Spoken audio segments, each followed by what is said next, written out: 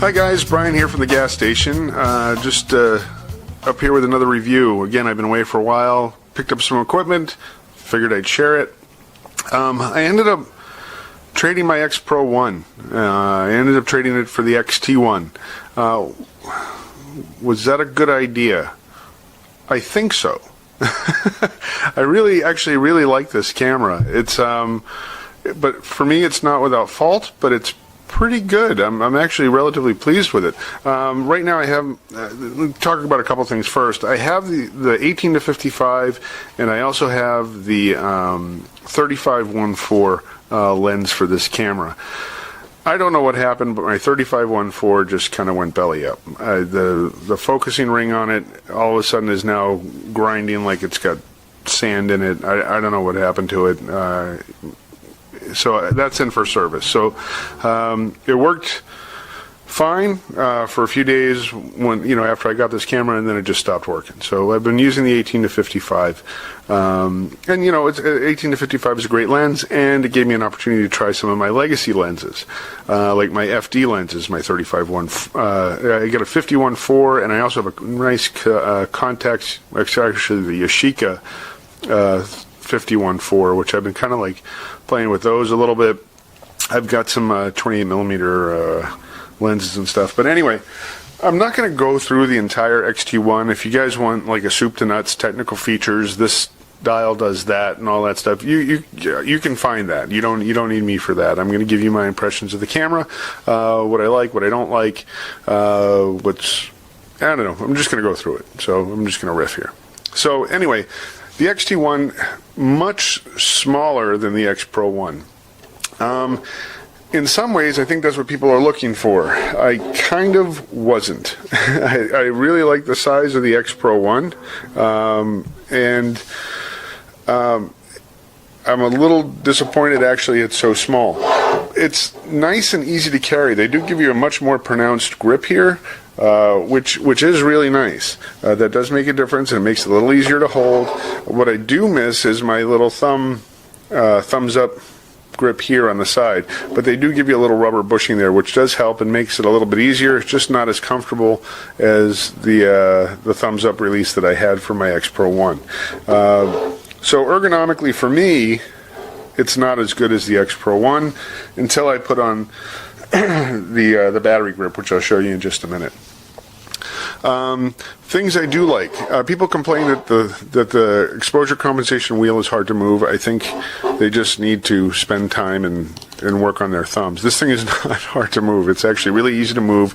It's a bigger dial than is on the X Pro 1 or or any of the other Fuji cameras. I don't find any issue with that whatsoever.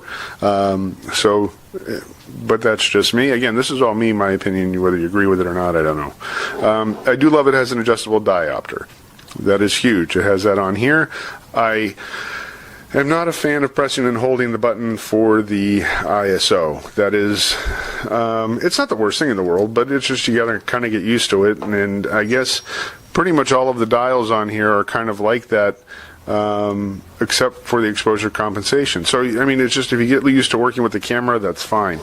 I do love that it has a tilting and flipping LCD. The LCD is really very nice on it. It's really good. I like it a lot. They've pretty much added all the features that I wanted in the X Pro 1, setting your minimum ISO, etc., like that.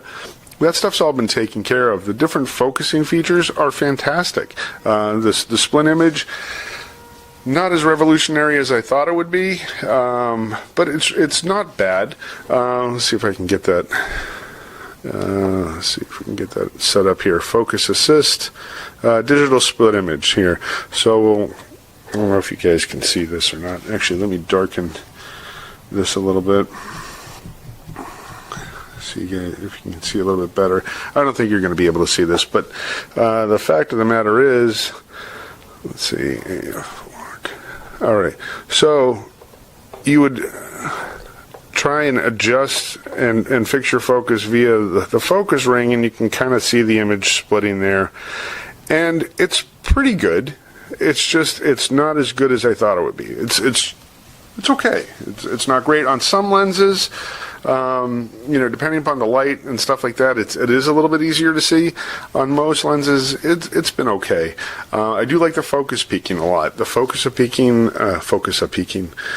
I don't know. Anyway, the focus peaking, the highlighting, I think is really good. You can see that definitely coming in and out. I think that's really nice, and that's actually been fairly helpful. I do have a number of legacy lenses that I am using on this. I have some Leica lenses. I have some, some Canon stuff. I've got a lot more legacy lenses that I can throw on this thing. I've got Leica R lenses and stuff. So that's really nice with this, and the different manual focusing options are fantastic, and I think revolutionary that they give you so many. I think that just makes this a fantastic camera. I haven't done a lot with sort of like the action, with the continuous and the continuous focus and all that, and tracking cars and stuff like that. I'm going to be doing a lot more testing with this, so I'm just kind of getting used to the camera now. So I will have a follow-up review coming for this. The image stabilization, the image quality does definitely seem to be improved over the X Pro 1. I don't know if that's because it's a new imaging sensor or what it is, but it definitely seems to be doing a good job. I do see a little bit more detail. Things are a little bit sharper, or a little bit cleaner. Again, I'm only working with the JPEGs. So, I'm not a 100% JPEG guy. I do a lot of processing raw, so I can't wait to see what happens when we actually get the raw codec from Adobe for Lightroom and stuff like that.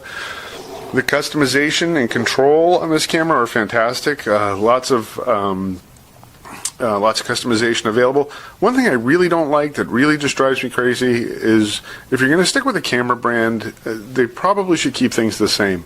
So I really got used to that little the F button, the programmable button up here in front of the exposure compensation, right next to the power switch and the shutter button. And what do? They went ahead and changed that to a dedicated movie mode. I don't know. They put it in exactly the same spot, so I end up dinging that thing all the time and starting movies. They did give you an extra function button over here, which is on the inside of the grip here, which is easy to get to, and so I'm kind of like training myself to start using that, which is it's workable and it's nice, and that does everything okay. I also like the fact that they put the SD card on the side of the camera, which is a huge relief for me now. Focus assist stuff, all that, the continuous high, I really like as many buttons on the outside of the camera as I can get, and Fuji really obliged, and I think they realized that photographers like that, and they took all that to heart. So I really appreciate that. It seems like Fuji does listen to photographers. They want to please the photographer. So I definitely appreciate what they're trying to do there. I was sort of waffling between this camera, the EPM, or the EPM1, I believe. No, the EP1, and what was the Sony A7.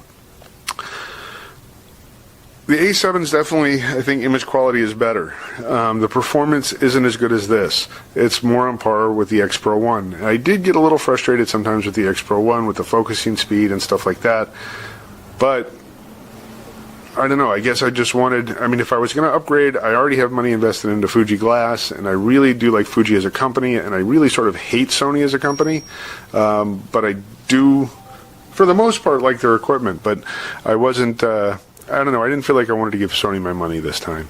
And frankly, the Olympus, although it was a very nice camera and has lots of features and customization and is actually a little bit faster, has 1/8,000th of a second shutter speed, which is really nice, and a great selection of lenses, the camera just didn't inspire me at all. I didn't pick up that camera and go, ooh, this is really cool, or this is really nice, and it feels good in the hand, and wow, I really want to go and shoot, and it didn't make me feel like that. It was like, oh, that's a nice camera, and it's technically very good, and there's absolutely nothing wrong with it. In many ways, it's superior, but it didn't inspire me at all, and that's part of what the cameras are for me is for inspiration. I feel like, oh wow, this thing feels right nice in my hand. I feel creative. I want to go and get out and shoot and do all that. The Olympus, to me, to be honest, felt more like an appliance. And photography and cameras for me are more of a passion than, an appliance. They're not a tool. I'm not a professional photographer. I have done work for money, but that's not what I do for a living. So this is a hobby, and I'm an enthusiast, and I'm a prosumer, or whatever that is. I don't even know what I am. But I'm a guy who likes cameras, and the Olympus just didn't inspire me to really want to go out and shoot. Also, the viewfinder on this is spectacular. I think the options that they give you in the viewfinder are phenomenal. They give you a full image and then a close-up image when you're trying to do manual focusing and stuff like that. Nobody else does that, and I've never seen anything like it, and that kind of blew me away. Do I miss the optical viewfinder of the X Pro 1? A little, yeah, I do. It was really nice, and sometimes when you wanted it, you just wanted it. And again, it was that creativity thing that makes you want to go out and shoot. But I don't find myself going, oh, you know what? I really miss it that much. Because to be honest, most of the time I was using the electronic viewfinder anyway. So XT1 pretty much has everything I wanted in the X Pro 1. A couple compromises, but overall a better package. What I did end up getting was the battery grip. Here, I'll show you that. And again, that was one of the problems I had with the X Pro 1 is, the batteries kept croaking out on me, and I had to keep a bunch of batteries and stuff. Now I keep a bunch of batteries, but I have to change them less often. So this just screws right in here. It's pretty quick. It just snugs up, and it changes the whole dynamic of the camera. The one thing I don't like is with the 18 to 55, this thing just kind of falls on its nose, dunk, which is not good. I wish they had made the bottom on this flat. They went with more of an ergonomic sort of curved in grip, which I could see why they want to make it more comfortable, but when you try and put the camera down or anything like that, it's just, the thing just falls on its nose. And I'm, after my 35-1.4 died, I'm getting kind of paranoid about my lenses, and I don't want to put any undue stress on them by setting the camera down there, and I don't want to scratch the back by putting the camera straight down there. So what do? I don't know. It's a conundrum. So, but the dual controls, having control on the grip, and being able to hold it in portrait mode and all that stuff, and the extra buttons on the grip, really nice. I do like the grip a lot. I think it is a definite important addition to this camera.